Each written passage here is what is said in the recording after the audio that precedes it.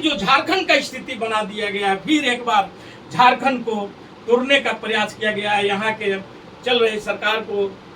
तितर बितर करने का, क्योंकि हेमंत सोरेन तो किसी कीमत पर भाजपा में मिलने नहीं जा रहे हैं। इसलिए उनके आदमी जो चंपई सोरेन है उनको तोड़ करके भाजपा में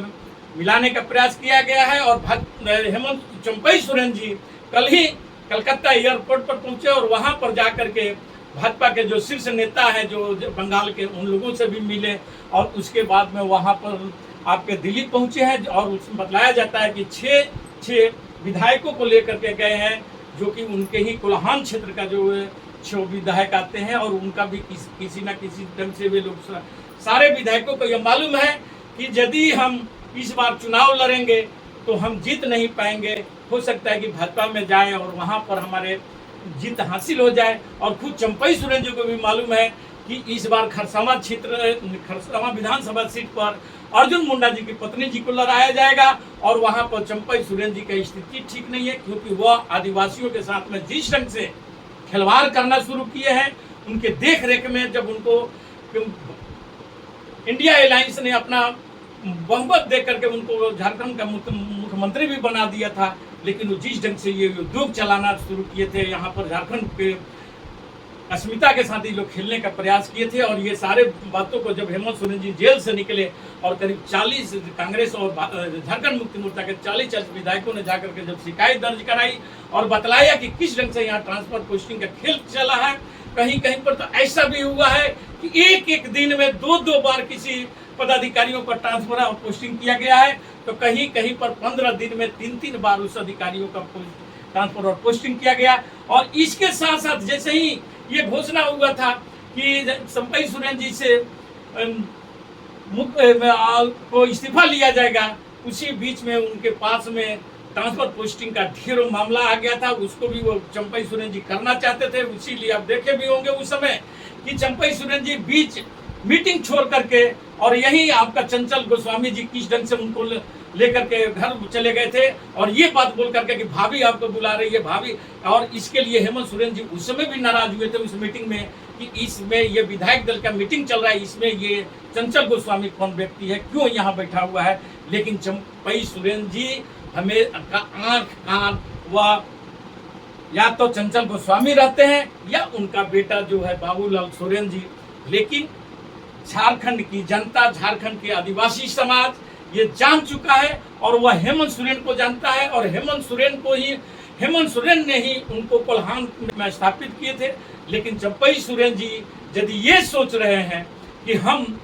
भाजपा में जाकर के और मुख्यमंत्री का पद पालेंगे और मांझी जैसा वो गेम खेलना चाह रहे हैं, जैसे बिहार में मांझी को मुख्यमंत्री नीतीश कुमार ने जो इस्तीफा देकर के उनको मुख्यमंत्री बनाए थे और बाद में वह इस्तीफा देने से आनाकानी किए थे और नीतीश कुमार का ही विरोध करना शुरू कर दिए थे, सेम स्थिति यहाँ झारखंड में भी चंपई सोरेन जी और उनके लोग लाना चाहते हैं। लेकिन चंपई सोरेन जी कहीं न कहीं ये बहुत बड़ी गलती कर रहे हैं, क्योंकि जिस उम्र के उस पड़ाव पर हैं जहाँ पर उनको शांतिपूर्वक अपने ये समय को काट लेना चाहिए था और बेटे को आगे बढ़ाना चाहिए था। लेकिन वे बेटे और उस चंचल गोस्वामी के हाथों में जिस ढंग से खेल रहे हैं, इससे आने वाला समय इनके लिए बहुत ही भारी पड़ने वाला है, क्योंकि भाजपा के बारे में वे जानते नहीं है। भाजपा को जब तक जिससे मतलब रहता है तब तक उनके साथ रहता है और जैसे ही मतलब सध जाता है उनको दूध की मच्छी की तरह निकाल करके फेंक देता है। इसका आप उनको इतिहास को समझना होगा। भाजपा के जितने भी भाजपा में लोग गए, जैसे कि आप उड़ीसा में देख रहे हैं, आप वही बीआरएस का जो था कि ये लोग तमाम लोग भाजपा से जुड़े रहे। आज उनकी स्थिति क्या हो गई कि आज उनका कहीं नाम लेने वाले कोई लोग नहीं रह गए हैं। जैसे बीजेपी का नाम लेने वाला उड़ीसा में कोई नहीं रह गया है, उसी ढंग से वहाँ पर बीआरएस का भी स्थिति वही हाल है। और आने वाला समय में जो अभी लोग जितने लोग जो अन्य पार्टियां इनको समर्थन दे रहा है केंद्र में, उनका भी स्थिति क्या होने जा रहा है ये नवंबर तक तो आप खुद जान रहे हैं, क्योंकि मोदी जी को मालूम हो चुका है कि आरएसएस उनको प्रधानमंत्री पद पर रहने नहीं देना चाह रही है और इसलिए वह हो सकता है कि आगामी मध्यावधि चुनाव के भी वह घोषणा कर दे कि चंपई सोरेन जी को भाजपा में लाने वाले वह 4 किरदार कौन है। तो उन चारों किरदार के बारे में मैं आपको बतलाने जा रहा हूँ। भाजपा एक बार फिर अपनी अंग्रेजों वाली नीति को फिर से लागू करने का प्रयास किया है। एक 5-6 महीना पहले आपने देखा होगा कि हेमंत सोरेन जी को लोकसभा चुनाव के पहले उनको बिना किसी कसूर को जेल में डालने का प्रबंध किया और जेल में डाल भी दिया, जिससे उनको मुख्यमंत्री का पद छोड़ना पड़ा था और चंपई सोरेन जी को मुख्यमंत्री बनाना पड़ा था, क्योंकि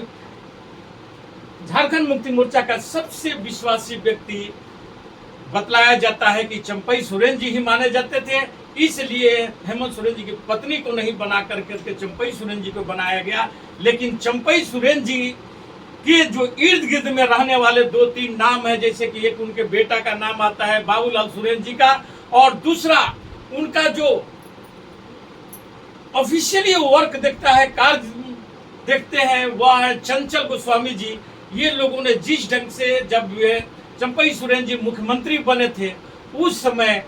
ये लोग यहाँ पर ट्रांसफर पोस्टिंग का उद्योग चलाना शुरू कर दिए थे, एक बालू का उद्योग चलाना शुरू कर दिए थे। दूसरा चीज ये भी बतलाया जाता है कि जो चंपई सोरेन जी का पुत्र हैं आपके बाबूलाल सोरेन जी, उनके कोल्हान में इतनी चलती है, वहाँ का इतने दबंग व्यक्ति है कि वहाँ पर आप जानते हैं कि आयरन ओर की जो वहाँ पर बड़ी बड़ी खदानें हैं, वहाँ पर उनका वर्चस्व कायम है। और इन तमाम चीजों को देखते हुए ये बाबूलाल सोरेन जी और जो आपके चंचल गोस्वामी जी हैं, ये लोग ये बिना कुर्सी का अब अपने आप को उपेक्षित महसूस करें, और इसलिए इन लोगों के दबाव में आकर के जो बतलाया जाता है, या बहुत से टीवी या मीडिया में भी आप देख रहे होंगे कि चंपई सोरेन जी को भाजपा में लाने वाले वह 4 किरदार कौन है। तो उन चारों किरदार के बारे में मैं आपको बतलाने जा रहा हूं कि नंबर 1 किरदार जो असम के मुख्यमंत्री हैं और भाजपा के जो पहले कांग्रेस में ही थे और कांग्रेस से तोड़ करके, और उस समय के सबसे बड़े भ्रष्ट व्यक्ति हेमंत बिस्वा शर्मा साहब जो है, वे एक किरदार है जो कि यहाँ झारखंड के प्रभारी भी बनाए गए। और दूसरा मामा शिवराज चौहान है, जो मामा शिवराज चौहान के बारे में बतलाया जाता है कि वह भी अब वे गुण जो ये गुजराती गैंग वाले गुणों को सीख चुके हैं, क्योंकि उनको भी मालूम हो चुका है कि भाजपा ऐसे तो सत्ता में आ नहीं सकती है, इसलिए तोड़ फोड़ करो, एक दूसरे के बीच में लड़ाओ, जिसे हिंदू मुसलमानों के बीच में फूट डाला जाता है, जिस ढंग से जादव और गैर जादुओं के बीच में फूट डाल करके राज करने के प्रयास किया जाता है। जिससे आप देखे होंगे कि हरियाणा में भी जाट और गैर जाट में भी लड़ा करके किस ढंग से भाजपा ने 10 साल तक वहां पर सत्ता में बनी रही। और आज के दिन में जो मोदी जी का भी जो 10 साल का सरकार चला, भले बोला जाता है कि 303 सीट और 289 सीट वो जीत करके आए थे, लेकिन उसमें देखा जाएगा तो ये 180 जो लोकसभा सदस्य बने थे वो किसी न किसी पार्टी से ही तोड़ करके लाए गए थे और भाजपा में ज्वाइन करा करके, चाहे उनको ईडी सीबीआई या किसी न किसी ढंग का डर दिखा करके उनको तोड़ करके भाजपा में शामिल किया गया था। और उस ढंग से वह 303 पर या 189 से 183 283 सीटों तक भाजपा पहुंच पाई थी दोनों टर्म्स में। लेकिन फिर एक बार अब ये जो 4 राज्यों का विधानसभा का चुनाव चल रहा है, उसमें भाजपा फिर एक, इसीलिए वे जो 2 राज्य का चुनाव का घोषणा की है और चुनाव आयुक्त भी इनका भाजपा का एक कार्यकर्ता के रूप में भी यही जिस ढंग से काम करते हैं, उन्हें खुले हाथ से मौका देते हैं खेलने के लिए, सरकार तोड़ने के लिए, सरकार गिराने के लिए और तोड़ फोड़ करने के लिए जो चुनाव आयोग जो इनको रास्ता साफ करते हैं। इसीलिए आप देखे होंगे कि 2 दिन पहले जो चुनाव का बिगुल फूका गया था, 2 कश्मीर और हरियाणा का, उसके साथ साथ महाराष्ट्र और झारखंड का नहीं तोड़ा बिगुल फूका गया, क्योंकि ये चुनाव आयोग को भी मालूम है कि जब तक भाजपा को खुला पिच नहीं दिया जाएगा, खुला मैदान नहीं दिया जाएगा, वो खुल करके